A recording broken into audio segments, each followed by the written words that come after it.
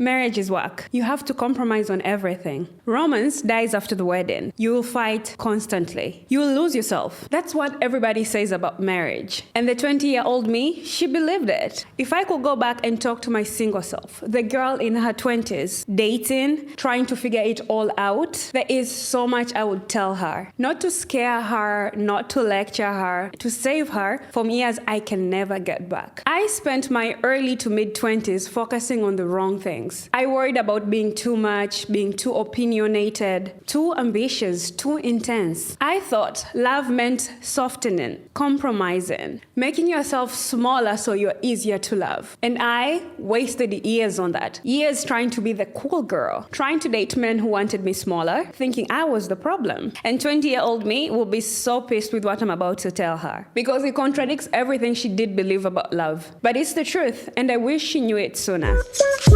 What if I told you didn't have to choose between the business and the relationship, between the money and the life, between being ambitious and being feminine? You can have it all. This is Kymmiee Unfiltered, where we say what everyone's thinking but won't say out loud. Before we get into the lessons, there's something I've been dying to tell you. Yes, the red dress, the whole glam, such a huge giveaway. There's something I've been holding back. This past Saturday, I celebrated my 1 year of marriage. I know, this might come as a shock to all of you. And honestly, that's the best part about marriage. Keep your shit private. And now that the cat's out of the bag, my husband and I got married on the 21st of March in 2025. That was past Saturday where we celebrated our 1 year anniversary. And then we had our wedding celebration with our closest friends in October of 2025. I was married for 7 months before that. Yeah, how's that for good secret keeping? Happy anniversary to me, I guess. But here's what I want to tell you about what the first year of marriage looked like from my POV. I'm sorry to be the one to tell you this. A year in, and my honest truth is, marriage isn't hard. Marriage is not hard at all. And I know how that sounds. I can hear it. And I'm not saying this to brag. Okay, maybe just a little bit, but hear me out. I'm saying this because I think we lie to women about what the full story about being married entails. And those lies, they keep women in relationships that drain them, all just to die in the altar of being in a relationship, dating, or married. We stay in relationships where we keep having to constantly explain ourselves, constantly shrinking to make somebody else feel comfortable, and then we end up calling that marriage. But that's not marriage. That is settling. So let's take it a little bit back to the 20-year-old Kymmiee, because I don't have a little sister, but if I did, this is what I'll have told her. To save her from not wasting her early to mid-20s and years that I will never get back. So the lesson is, stop trying to be low maintenance. You clearly aren't. So the 20-year-old me thought men wanted a woman who was easy, a low maintenance, a chill, a cool girl, if you will. So I performed that. I said yes to everything because, duh, I wanted to be known as the cool girl. I never complained. I acted like nothing bothered me. I was like as cool as a cucumber could be. He forgot plans. No worries. I'm flexible. He didn't text me back. Me? I'm not clingy. That's fine. He showed up late. An hour, 2 hours late, that's fine, I'm chill. And in my head, I really thought that made me attractive, that he would pick me because I'm such a chill girl, I'm non-problematic. I mean, he was gonna choose me, why not? But in the back end, I spent an unhealthy amount of time stalking him on WhatsApp, stalking him on Instagram. Did he post his status? But he didn't text me back. Why was he online at 10 or 4 while I texted him at 7 and he hasn't responded? I saw he liked that girl's picture, but I can't say anything because I'm supposed to be cool, so I didn't see that. So inside me, there was this big turmoil that was burning, all in the name of dying on the altar of being known as a cool girl, non-problematic. Kim is easy. She doesn't bring up unnecessary drama. But the real problem was I was performing somebody that I wasn't. And then it got me to wonder, why a relationship this exhausting? Why are relationships this hard? Now that I'm on the other side, I can confidently tell you this truth. Relationships are not meant to be that hard. The right man doesn't want it easy. He wants it real. And playing low maintenance when you do actually have standards, that's not being chill. That's lying to yourself, babe. Stop the low maintenance performance because you're not low maintenance. If he's intimidated by your needs, good. Let him be intimidated. Because a man who can't handle your standards isn't the man for you. A real man at that, is ready for your needs. He doesn't ask you to shrink. He wants you real. So stop auditioning for that cool girl it factor. You'll never be able to keep up anyway. Lesson number 2, chemistry without compatibility is a waste of your time. 20-year-old me thought chemistry was everything. If the chemistry was strong, if it was hot, if the sex was good, if the butterflies were there, I would ignore everything, and I mean everything. We have different life goals, but the chemistry is good. Who cares? We have different values, but we're having so much fun. He doesn't respect my time. That's fine. When we're together, we have an amazing time. And she would stay for months, years even, because the chemistry, you can't beat that chemistry. I dated this guy who I knew from the very beginning this was not gonna go anywhere. Why or how I knew, you may ask? Easy. He was very devoted to his religion. I'm a Christian. So the only way that would make sense on our books for us to be together long term was for me to convert. And guess what? I was willing to convert. I don't know why or how I was gonna convince my parents I was gonna convert to an Islam. I was willing to convert for a guy. Yeah. Yes, babes, I did that. That delusion took me a year and a half to snap out of it. It took me a year and a half trying to convince myself that our chemistry will overcome us wanting totally different lives. The only explanation that I have right now, I was under a spell because there's no way. There was no way I was that dumb and stupid. But again, that's what they say about being in your 20s. It's all about being dumb and stupid. So if you're in your 20s, listen to me, wake up.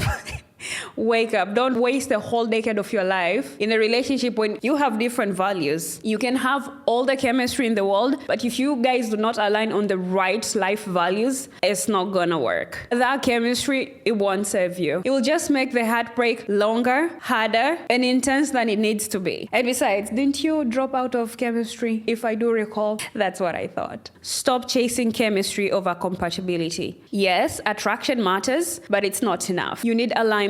You need shared values. You need somebody who needs the exact same future as the one you envision. And if the sex is great to a point that you considered changing your entire belief system for a human being, a male human being at that, he's not the one for you, love. Sorry. Don't go out of your way, all in the hopes of chasing good chemistry, good sex. Compatibility should be on top of your list. Shared values, wanting the same future should be key. Lesson number 3, we've heard it so many times, but I'm gonna be another sounding voice. If he wanted to, he would. 20-year-old me was a queen of making excuses. No kingdom, but I was a queen at that. He's just really busy with work. He'll text back. No, he's not good at texting. He'll call. He has commitment issues because he was scarred by his ex. But I'm different. I'll fix him. He's emotionally unavailable. I'll fix him. I'm different. Yeah. Oh my goodness. So she would stay, hope, secretly praying that he would change and pick her. Because what? She was different. But here's the truth that I didn't want to hear. If he wanted to, he would. And he didn't. And that was a tough as hell pill to swallow. If he wanted to commit, he would. If he wanted to text you back, he would. And if he wanted to make you a priority, love, he would. And guess what? He didn't. And it's not that he can't, he just didn't want to. There's no amount of understanding, patience, giving him time and space will change that. When you meet the right person, you would never have to wonder where you stand. You never have to wait for him or her to figure it out. You never have to convince them that you're worth it. They'll just show up consistently without you having to ask. Because it's simple. If he wanted to, he would. So stop making excuses for men who aren't showing up in your lives. If he's not texting you back, he doesn't want to. If he's not making plans, he doesn't want to. If he's not ready for a relationship, he's just not ready for a relationship with you. You can't convince him. You can't wait him out. You can't be patient enough. Because if he wanted to, he would. And he doesn't, so move the fuck on. Number 4, stop dating potential. Date your reality. I love the good potential. I love me a little good potential. He's not perfect now, but he has the potential to be amazing. Did you think of that? He doesn't have his life together, but he will. He's not treating me great right now, but once he gets over his ex, gets to therapy, figure himself out, he will. I'm sure he will. Why wouldn't he? So I stayed, waiting for the man I had envisioned to appear. It took me too long, but here's what I learned. You do not date potential, you date the reality. What you see is what you get. Full stop, period. Argue with your mama. There's not any other version 2.0, 3.0 that's gonna come and save you. You get the 1.0. If you're lucky, he will change for you, but that's who you get. How he treats you right now, that's how he's gonna treat you as you date and in the marriage. So if you hate how he treats you right now, you're gonna hate how he treats you in marriage. And waiting for him to change, that's not love, that's delusion. Say it one more time so you can hear yourself. That's not love, that's delusion. So if you're like me in my 20s, I want you to hear me when I say this. Stop dating potential.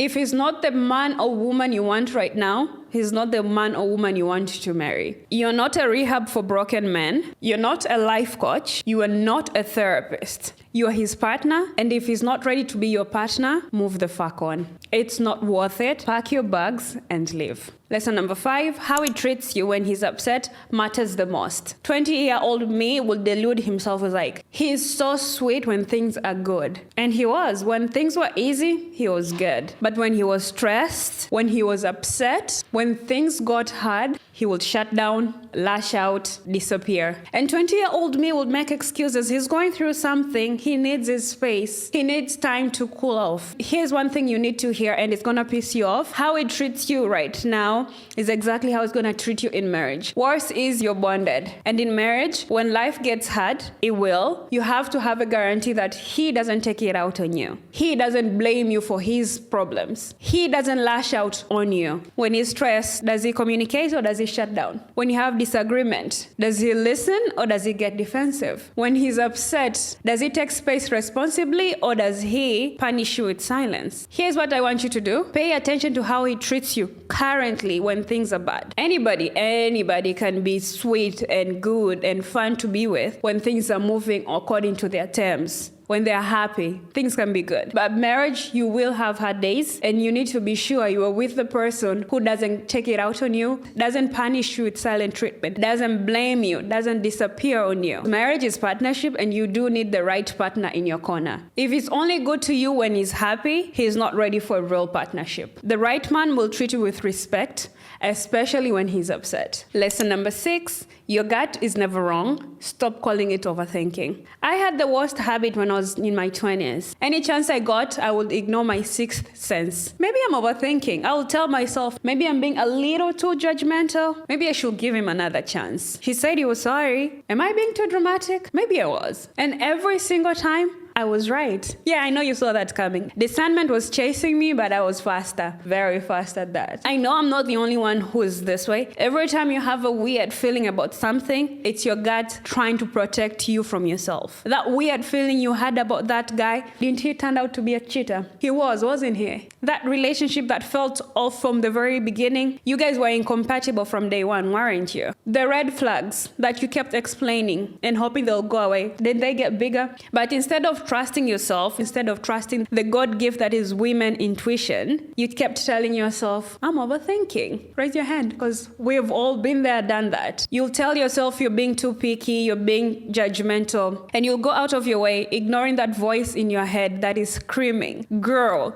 run. Yeah, sounds familiar? Because it sounds familiar to me. Well, to 20-year-old me. Right now, Kymmiee could never. Here's what I learned. Your gut is never overthinking. It's protecting you. So if something feels, whatever it is, feels off to you, it doesn't matter if everybody else doesn't see it, it is off. If you find yourself making excuses for his red flags, your friends are seeing it, your family is seeing it, but all you are doing is defending him, that's a red flag for both of you. If you're questioning if he respects you, baby girl, you have the answer. If you have to convince yourself it's fine, I'm gonna hold your hand. It's not. It's not fine. You don't need convincing. And ignoring that, that's not being open-minded. That's just being plain old-fashioned naive. And giving him every possible chance on the table, that's ignoring yourself. Trust your gut. Respect your instincts. And that's a skill. It'll save you years and money in therapy down the lane. And if your gut says he's not the one, believe it. If your gut says run, what do? we ran. Faster than we've ever ran in our entire lives. That is not overthinking. That's just divine power and knowing. Lesson number 7, the right man will make you feel chosen, not confused. In my 20s, I spent a lot of my time being confused. Everything about life was just confusing in your 20s. Does he like me? Are we going somewhere? What are we? And I thought confusion was normal. That's part of dating. You have to be a little bit confused. That was part of the process. I will analyze his behavior, decode his text, read between 2 lines that were never there to begin with, ask his friends, what does he think of me? It took me a while, but this is what I learned. The right man will make you feel chosen, not confused. You don't have to decode his text. You don't have to play games. You don't have to guess if you're serious, and you don't even have to worry where you're going, because you know you have the direction, the road, the plane ticket, the pickup, everything will be set. And there won't be confusion, because guess what? He wants you, all of you, in your perfect, imperfectly form. He wants all of that. He wants that for lunch, dinner, snack, and cheat meals in between. Whatever makes you feel confused, that's your answer. If you're feeling confused, that's your answer. The right man doesn't make you wonder. He makes you feel certain. If he keeps pulling you in a limbo, if he's not sure, if he's not certain, if he's not ready, if he's still trying to figure it out, he's not confused. He's just not choosing you. And I know that's a harder pill to swallow, but he's not just choosing you. And you deserve somebody who chooses you clearly, consistently, without a doubt. So stop wasting your energy on confusion. The right man will make it clear. So why am I telling you this? Why am I airing out my dirty laundry in the internet of all places? It's because if I had somebody tell me this, they would have served me 7 years. 7 years of my life that I will never get back. 7 years of my life where I tried to be easy instead of being real. Where I was choosing chemistry over compatibility. 7 years for making excuses for men who weren't showing up. Those weren't even men. For boys who weren't showing up. Where I spent dating potentials instead of dating the reality. Does the pattern seem familiar? I can't get those years back. I can't undo the relationships I stayed longer than I needed to be. So I'm starting them in the first place. I can't get back the time I spent agonizing and decoding and playing games with boys. But you can.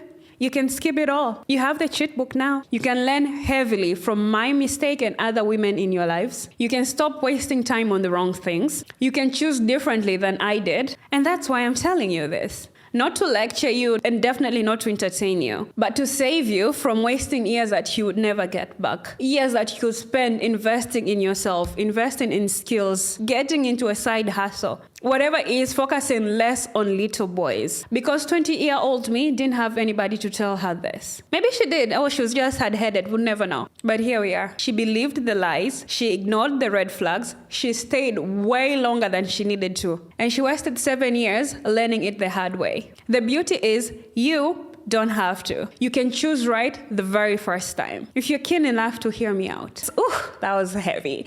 We're back. Let's shake it off a little bit. All right, and that's all I wish my single self knew about dating and marriage. And I know she'll be pissed because it contradicts everything she believed in. She believed love required suffering. She believed passion meant drama. And if it wasn't hard, it wasn't real. But she was wrong. Clearly. The truth is, marriage is only hard when you choose wrong, when you choose the wrong partner, when you settle. When you choose right, marriage is the easiest thing. It's the easiest partnership I've ever been into. And not because I'm perfect or I married the perfect partner. It's because we were aligned from the very beginning. And that alignment, that's not luck. That was a choice. A choice between two individuals who vowed their lives to work hard into becoming the best versions of themselves in a partnership. So if you're single right now and you're listening to this, stop settling for struggle. Stop romanticizing the fight. Stop trying to be easy when you can be real. Stop choosing chemistry when compatibility exists. Stop making excuses when it's not showing up. Stop calling your gut overthinking when it's screaming, girl, run. At the end of the day, choose somebody who makes your life better, not harder. And when you find them, I promise you, it will not feel like work. It will feel like a breath of fresh air. It will just feel like, finally, where have you been? So happy anniversary to me. 1 year down, forever to go. Now go, and don't forget to choose. Until then, stay safe and stay unfiltered. Bye! And that's it for today's episode. Remember, you can actually have it all. You don't need to apologize for it.